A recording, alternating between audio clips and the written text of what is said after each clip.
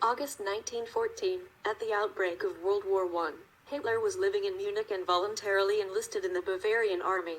According to a 1924 report by the Bavarian authorities, allowing Hitler to serve was most likely an administrative error, because as an Austrian citizen, he should have been returned to Austria.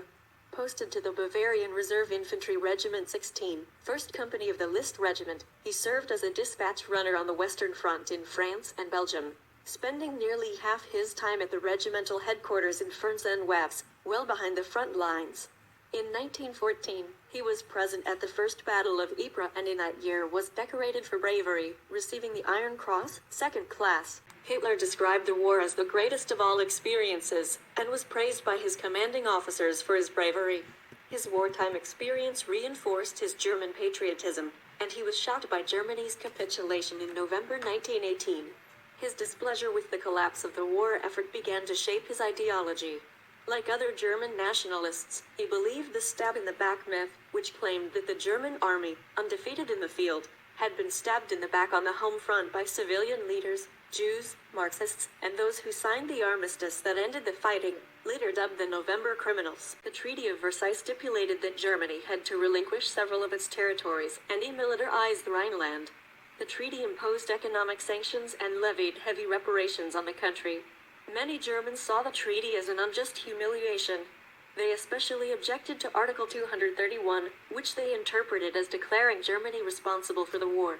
The Versailles Treaty and the economic, social, and political conditions in Germany after the war were later exploited by Hitler for political gain.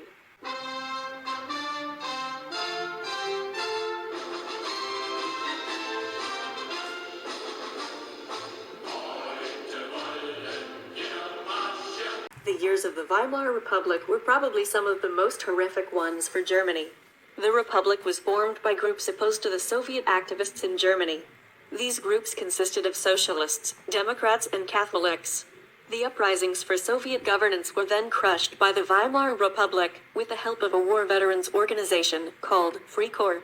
Due to the Treaty of Versailles, heavy war reparations had to be paid by the already poor Weimar Republic, and because of this, the gold reserves were depleted and resources became scarce. In 1923, the Weimar refused to pay the reparations, and due to this, the French occupied their leading industrial areas.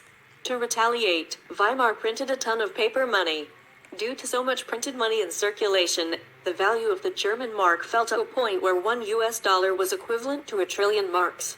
Some people would carry a whole cartload of cash just to pay for one piece of bread. This was so bad the USA intervened and introduced the Dawes Plan, which helped reduce the terms of reparation and gave the Weimar a proper chance to get proper financing.